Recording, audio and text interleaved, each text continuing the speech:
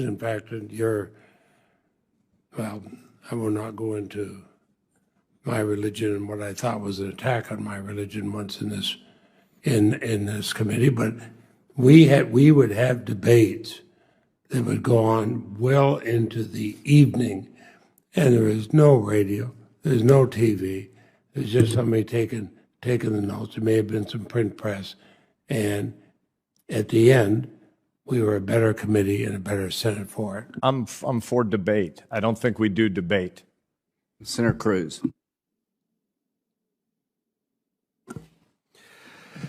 Well, political posturing is not new to the Senate, but even given that, this morning's protestations from the Democratic side of the aisle have been remarkable.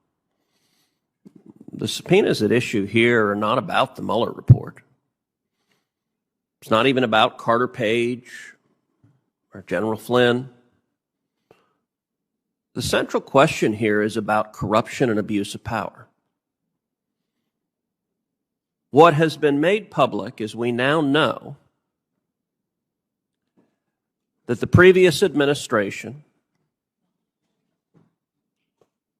directed the FBI, the CIA, law enforcement, and intelligence to target their political opposition.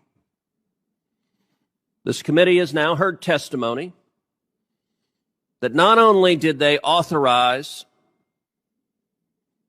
wiretaps of a senior advisor to the Trump campaign, not only did they send in spies wearing a wire to try to monitor their opponents, not only did they intercept phone calls from a 3-star general who was the incoming national security advisor to the new president, not only did they fraudulently create evidence, altering emails from the CIA to the FBI. This is the FBI committing a felony of creating fake evidence because the FBI asked the CIA, was Carter Page working with you and helping the CIA? The CIA said yes, and the FBI lawyer fraudulently altered that email and turned yes into no, which if anyone else did that in any court in America, they would be put in jail for a long time for fraud. But we also know that this was not authorized. I think Senator Kennedy's right. There are a lot of people that want to blame this on some low-level lawyer 9 levels down. Here's the problem. We know that this went quite literally all the way to the top. January 5th, 2017. This is after the presidential election. This is after the whole world is shocked that Hillary Clinton didn't win, and oh my goodness, Donald Trump is getting ready to be president. Now, normally on January 5th, at the end of a presidential term, people are packing up and getting ready to leave. But what are they doing in this White House? January 5th, Oval Office meeting, Barack Obama, Joe Biden. And what are they talking about? Surveillance directed at the incoming national security advisor. What do we know now also? Sally Yates, the acting attorney general, was surprised. What do you mean? What are you talking about, Michael Flynn? Well, it turns out James Comey, the FBI director, was directly briefing President Obama. Sally Yates has said she learned about it from Barack Obama. Picture this for a second. The acting attorney general of the United States has no idea that our law enforcement is surveilling and targeting a 3-star general who is the incoming national security advisor. But the president knows. Why was Jim Comey briefing Barack Obama directly on the targeting of their political opponent? Senior senator from California asked, why is Jacob Lew on this list? Why is Samantha Power on this list? Because every damn one of them unmasked Michael Flynn, put in multiple orders. These are senior political players in the White House and the Obama administration. They're on their way out the door. They get along. They get masked intercepts that protect the privacy and hide a U.S. citizen, and they put in request after request after request. By the way, Joe Biden put in that request also. Why are they trying to unmask Michael Flynn? January 5th was the day after the FBI on January 4th had concluded there's no basis to investigate Michael Flynn. We're going to close the case. And by the way, they didn't just say it. They prepared the report saying, we're closing the case because there's no evidence here. Because we interviewed everyone, and there's no derogatory evidence. There's no basis to be targeting this guy, who is the incoming national security advisor for the president. January 4th is when the FBI says to close it. January 5th, there's James Comey in the Oval Office saying, we're going after him.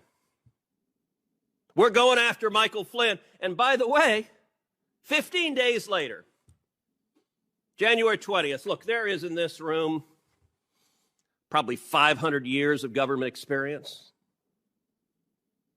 I encourage all of you, pick up and read the Susan Rice email.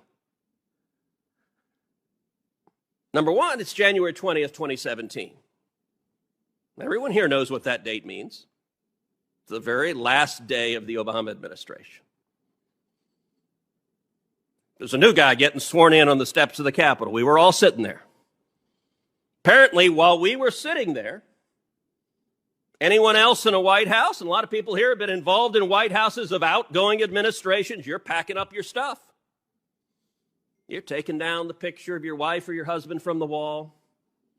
You're putting your personal belongings in a box and you're leaving. It's not what Susan Rice is doing. She's sitting down typing an email. An email to whom?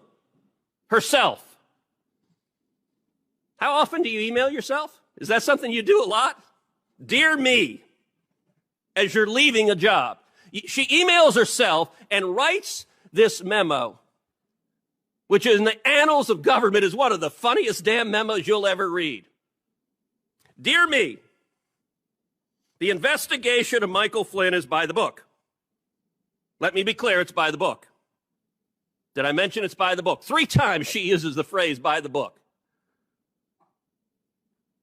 Any of you ever played poker? There's something called a tell. When someone's writing over, this is by the book, we're not doing anything wrong, that's a big indication they're scared they're doing something wrong.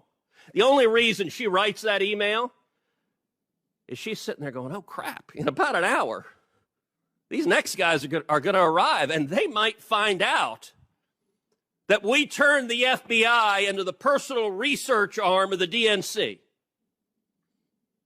Look, all of them thought Hillary was going to win. Nobody would know that they had abused law enforcement and intelligence to target their political enemies. She writes this memo. By the way, ain't nothing by the book if on January 4th they say we're closing the investigation because there's no evidence. And January 5th, the FBI director is in the Oval Office with the president saying, hey, we're going after the guy. There's no book that lays that out. And what's astonishing is not a single Democrat here cares.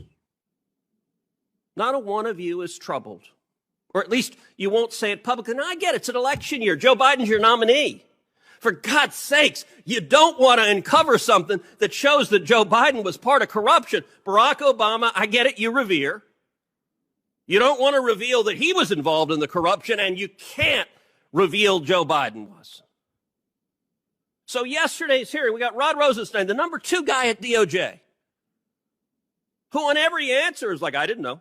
I didn't know. No, I didn't know that. No, I didn't know that. I didn't know that. I didn't know what I was signing was completely false. And what was amazing about the questions from the Democrats is none of y'all cared. You're just like, oh, let's ask about something else. Let's ask, no, don't talk about this.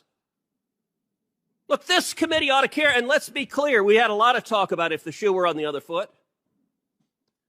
Pause for a second and imagine how you would feel if Donald J. Trump was doing exactly what Barack Obama and Joe Biden did.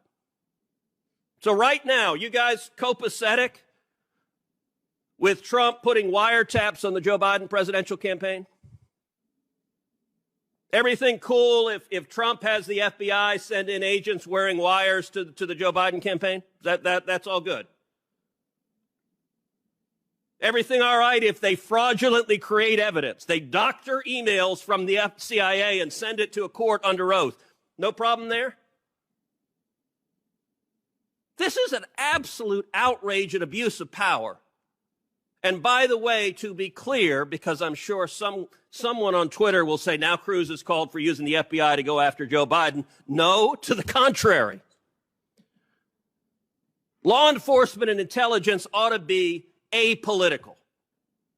We should enforce the law regardless of party, and this committee ought to be deeply concerned. It's not about revisiting the Mueller report. Was there a partisan, deliberate decision that we're going to use the machinery of government to go after and target our political opponents? Because there's more and more evidence that looks like it was, and that ought to concern everyone on this committee, because I guarantee you what one administration abuses, another administration is going to abuse, and that is dangerous for this country. Okay, Senator White.